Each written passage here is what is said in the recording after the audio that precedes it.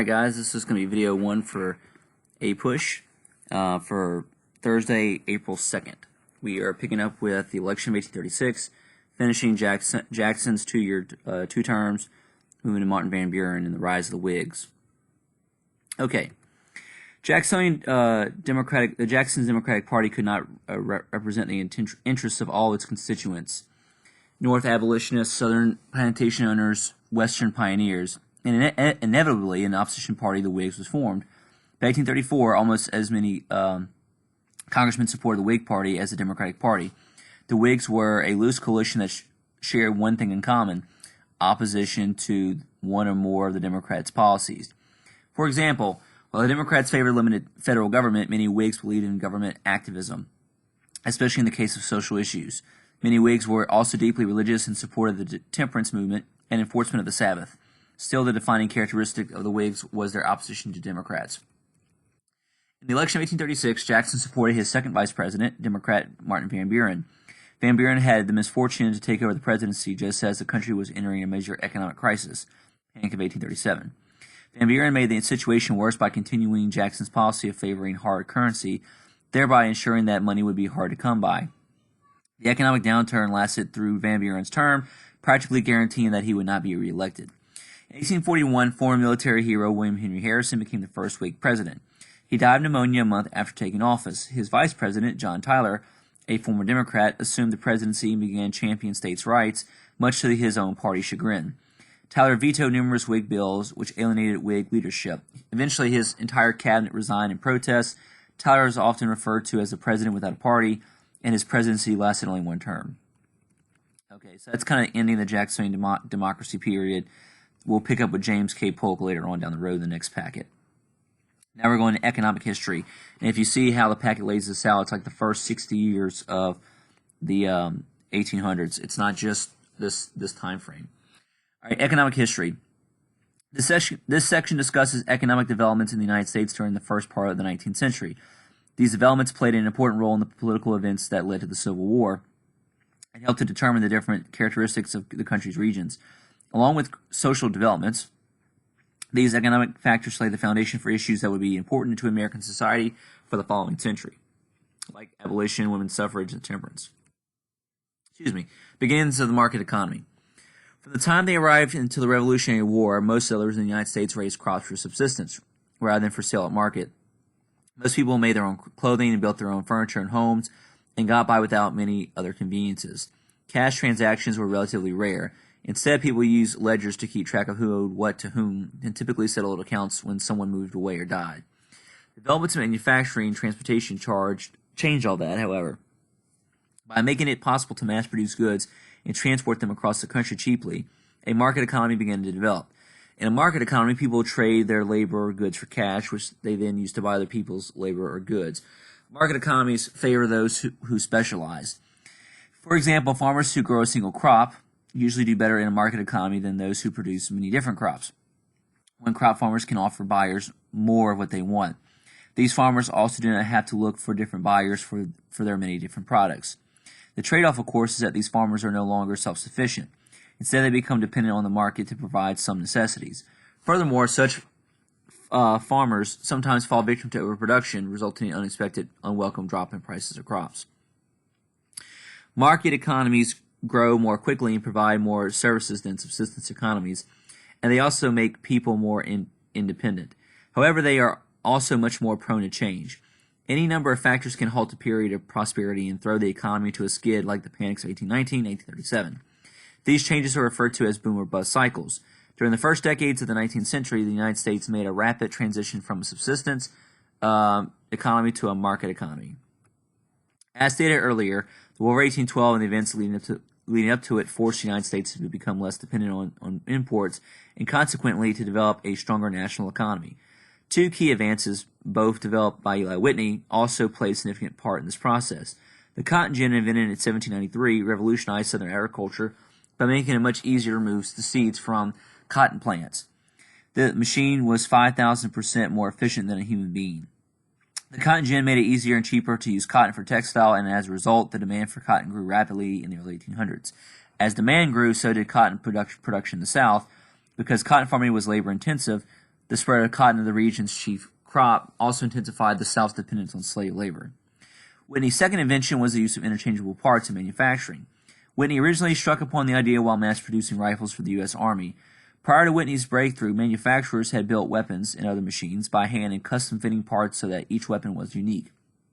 The process was costly, time-consuming, and inconvenient because replacing broken parts was extremely difficult. Whitney demonstrated the practicality of his invention to Thomas Jefferson and James Madison by disassembling a number of rifles, scrambling the parts, and reassembling the rifles from whichever parts he picked out of the pile. Whitney's demonstration was a huge success, and soon his idea was being applied to all aspects of manufacturing. Interchangeable parts gave birth to the machine tool industry, which produced specialized machines for such growing industries as textiles and transportation. Without interchangeable parts, such machines would have been impractical because they would have been too expensive to build or too difficult to fix. Whitney's advances also helped promote the development of the assembly line production. On an assembly line, products are constructed more efficiently by dividing the labor into a number of tasks and assigning each worker one task. Prior to assembly lines, each worker would create a product in its entirety. The result was a product that took longer to produce and was less uniform in quality. The North and textile industry. The above-mentioned developments first benefited the textile industry. Advances in machine technology coupled with the U.S. embargo on British goods prior to the end of the War of 1812, England was then America's chief source of textiles, spurred the development of textile mills in New England. During the first decade of the 19th century, mills produced thread and hired local women to weave the thread into a cloth at home. The mills would then buy the finished cloth and sell it in an open market. The invention of the first power loom in 1813 meant that textile manufacturers could produce both thread and finished fabric in their own factories, and do so quickly and efficiently. The resulting product was both high quality and expensive, so much so that women had previously woven their own fabrics at home started to buy cloth. The rapid growth of the textile industry resulted in a shortage of labor in New England. Consequently, textile manufacturers had to sweeten the pot to entice laborers, almost all of whom were women from nearby farms, to their factories. The most famous worker enticement program was called the Lowell System, so named after the two Massachusetts towns in which mills were located. The Lowell System guaranteed employees housing in respectable chaperone boarding houses, cash wages, and participation in cultural and social events organized by the mill. The system, widely copied throughout New England, lasted until the great waves of Irish immigration in the 1840s and 50s made factory labor plentiful. Later, as working conditions started to deteriorate, workers began to organize labor unions to protect their interests. These early unions in the mid-1800s met with strong, frequently violent opposition from industry. Still, they ultimately succeeded. Other industries inevitably sprang up around the textile industry. Clothing manufacturers, also located primarily northeast, transformed the nearby textiles into finished products. Retailers sold the clothing, and many manufactured products in their stores. Brokers acted as middlemen, buying and selling raw and finished products and trafficking them among manufacturers and retailers. Commercial banks lent money to everyone so that the wheels of commerce stayed well greased. Most significant, the transportation industry grew as a result of the need to ship these and other products across the country.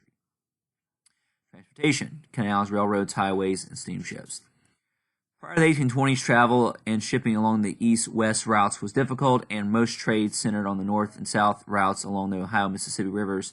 The construction of the National Road from Maryland to West Virginia and ultimately to Ohio made east-to-west travel easier, but a big change came with the completion of the Erie Canal in 1825. Funded entirely by the state of New York, the Erie Canal linked the Great Lakes region to New York and thus to European shipping routes. Suddenly it became lucrative for a Midwestern merchant or farmer to sell his products to Eastern buyers, and as a result, the Northeast soon established itself as the United States center of commerce. The Erie Canal was so successful that by 1835, its width and depth had to be nearly doubled to handle the traffic. Other regions tried to duplicate the Erie Canal's success, and during the 1830s, thousands of miles of canals were constructed throughout the Northeast and Midwest. None performed as well as the Erie, and a number of those canals failed. Meanwhile, the railroads developed into a convenient means of transporting goods. By 1850, the canal era had ended. The end of this era, however, did not mark the end of shipping as an important industry. The invention of the steam engine allowed for steamships which traveled faster than sailing vessels. Steamships became important freight carriers and replaced sailing ships for long sea voyages. By 1850, passengers could travel by steamship from New York to England in 10 days. By sail, the same trip had taken more than a month. Steamships were not without their problems, though. Exploding boilers, burning ships, and other disasters accompanied the technological advances. Similarly, railroads redefined land travel. America's first railroads were built during the 1830s, the first typically connecting only two cities. As the nation's rail network grew, a major problem arose. Different railroad lines could not be connected to one another because the width or gauge of their tracks were different. As a result, rail development proceeded slowly. When different railways converted to compatible systems, the government often paid the bill even though the railroads were privately owned. This hastened progress, and by 1853, New York, Chicago, and Chicago were linked by rail, as were Pittsburgh and Philadelphia. Southern rail development was much slower, and superior rails gave the North a huge advantage in the Civil War. We'll discuss the railroads further in the post-Civil War period, during which the railroad construction really picked up steam. In the video